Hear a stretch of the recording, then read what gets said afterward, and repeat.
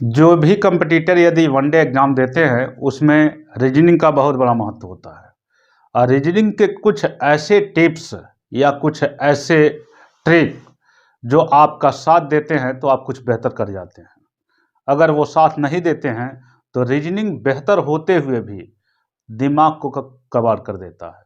आइए, coding decoding का एक महत्वपूर्ण बेस है जो ए से जेड तक 26 अक्षर होते हैं, उसको याद कैसे करें, कुछ ऐसे ही ट्रिक के माध्यम से देखते हैं। आइए, वैसे आप कई भी फार्मूले अपनाए होंगे, ट्रिक देखे होंगे, लेकिन मैं उम्मीद करता हूं कि ऐसा ट्रिक आपने कहीं नहीं देखा होगा किसी भी वीडियो में। देखिए, ए से जेड तक, इसको 1 2 3 4 इतना तो कोई भी जानता है, बिना पढ़ा लिखा भी लोग कह देता है कि 4 अक्षर अंग्रेजी जान गए का बड़का होशियार बन गए। तो ए बी सी डी 1 2 3 4 ये तो मान लीजिए किसी को भी बिना पढ़े हुए व्यक्ति भी बोल जाते हैं। चलिए, इतना आपको याद है। आप कुछ पढ़े लिखे हैं तो आप जेड जान ही रहे हैं, यह 26 स्थान पे है, यह भी आपको याद हो गया। 1 से 4 तक और 26 वाले अर्थात जेड आपको मालूम है। पुनः ई से हम ई को कैसे याद करें, तो इस पे ई का एक बेस है, मतलब एक फार्मूला है, एक ट्रिक है, उसको देखते हैं। वो है ई जो टी, अर्थात ये आपके मन में चल रहा होगा, ये तो सब जानते हैं, बुक में भी दिया रहता, कौन नया चीज हम दिखा रहे हैं। फिलहाल देखा जाए, कुछ जोड़ के ही बना है। ई 5वें स्थान पे है, यह 10वें, और ओ 15वें, और यह 20, और ये 25। अर्थात ई जो टी, ई 5, यह 10, यह 15, यह 20, यह 25, अर्थात सब में 5 5 जुटता जाएगा। चलिए, यहाँ 5 हो गया, और ये जे 10 हो गया, पुनः 15, यहाँ 15, उसके बाद 20, यह टी, यह 20, और यह 25। ईजोटी के द्वारा हम ये याद किए 1 2 3 4 5, ईजोटी जो 5 5 5 5 जुड़ता जा रहा है, उसमें 5 10 15 20 25, ई जे ओ टी वाई, ईजोटी।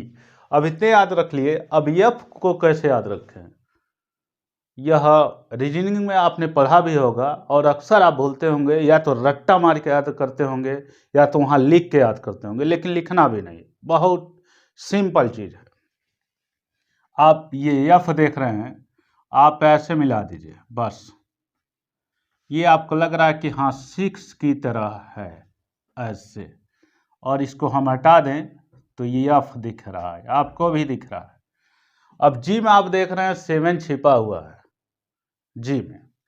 अब यहाँ पे अगर इसको हम ऐसे ख़त्म कर दें यहाँ, अब देखिए ये 7 आपको दिख रहा है, और यही ये 7वें स्थान पे क्या है, तो ये जी है।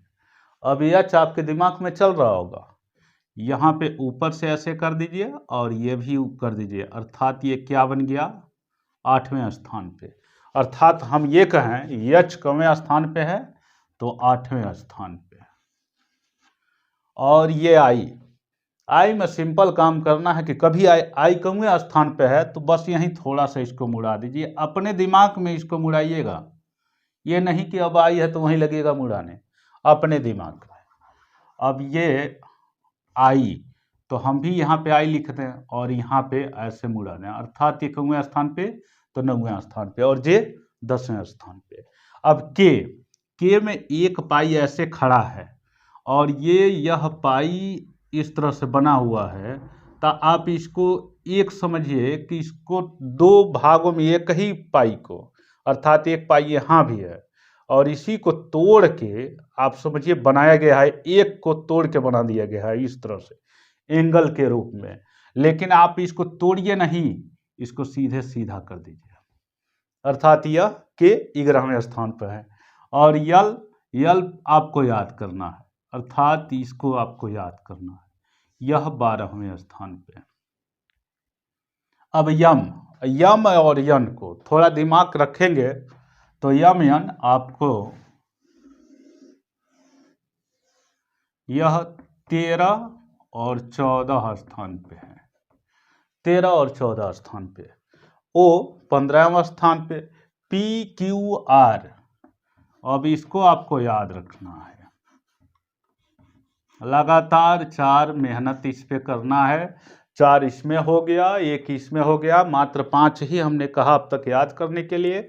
यू को हम कैसे याद रखेंगे, T20, 20 का मतलब 20, और 20 को इंग्लिश में क्या बोलते हैं, 20, तो T20 पे अर्थात 20।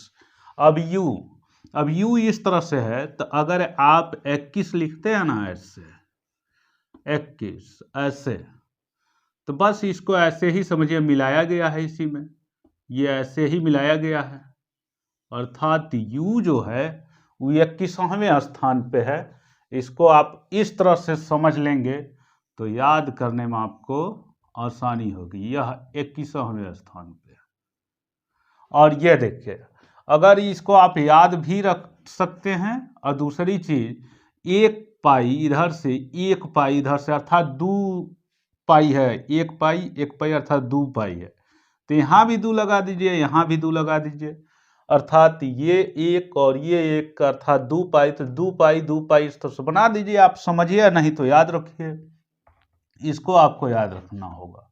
ये 23 स्थान पे है और ये 24 स्थान पे है। 25 तो ईजोटी पे याद रखे हैं और 26 आपको याद